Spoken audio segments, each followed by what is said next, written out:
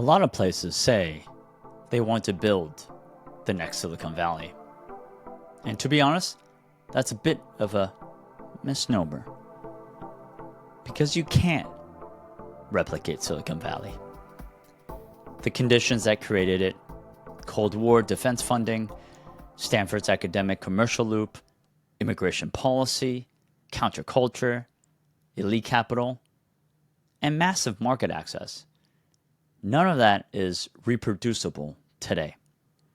At least not all in one place. But here's the thing. You can build a sovereign tech ecosystem. Something that fits your country, your people, your resources. And over the years, working in places like London, Hong Kong, Armenia, and New York, I've seen a simple framework that works. The holy trinity of startup ecosystem building: government, investors, founders. If you get these three working together, consistently, intentionally, you can build something lasting. Government does play a critical role, but not by trying to own innovation, rather by creating the right conditions for others to thrive. Sometimes that means doing something like offering tax incentives, making it easy to start and close companies, funding infrastructure, promoting innovation as a national priority. But sometimes, though, it means not doing something. Overregulation, micromanagement, or trying to copy Silicon Valley too literally can actually hurt more than help. The best governments understand when to act and when to get out of the way. Look at the United Kingdom. Before the startup scene really took off, they introduced SEIS and EIS, tax schemes that let early-stage investors deduct losses, avoid capital gains taxes, and get rewarded for taking risk. Now, that small shift in policy preceded the startup boom. It worked. It wasn't flashy, but it was catalytic.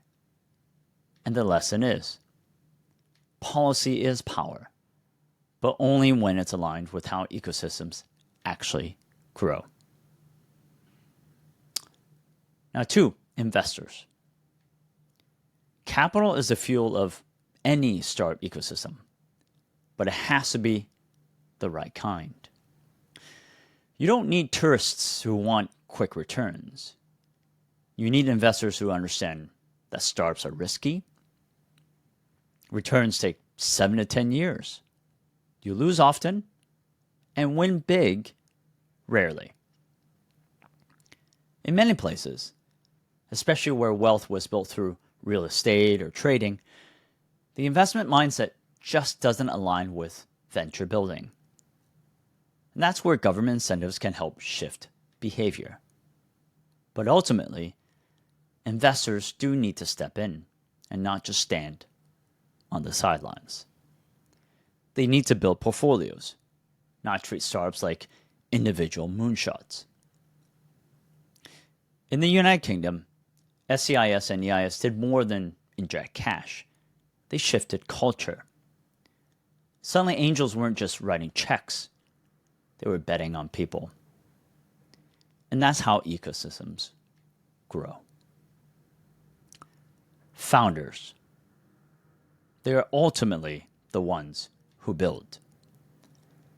They leave stable jobs, take unreasonable risks, convince smart people to join them, shipped too early, fail, and try again. They are the flywheel. But they burn out if the rest of the system and ecosystem isn't there. Founders need access to capital, mentorship, legal clarity, role models, and most of all, a place to build. You don't need thousands of startups. You need a critical mass of high agency founders and a few exits that reinvest in the next generation. That's how you go from activity to actual compounding. Now, ecosystems are not ultimately digital. They need physical proximity as well. Without that, there's no serendipity, no collisions, no momentum. Look at the early days of Boulder. A coffee shop became one of the early starting meeting grounds for tech stars. London, Google Campus built a huge center of gravity. In Paris, Station F gave the French ecosystem a physical identity. And in Yerevan, Startup SEIS Summit is now that gathering place. Without space, a startup ecosystem is just a group chat. And with space, people build together. So here's the final model. Government sets the conditions and steps back when it should. Investors provide patient, intelligent capital. Founders build and keep building. And of all of this happens in a physical space over time. So stop trying to replicate Silicon Valley. Instead, build your own sovereign tech ecosystem. Tailor it to your market, your people, your constraints.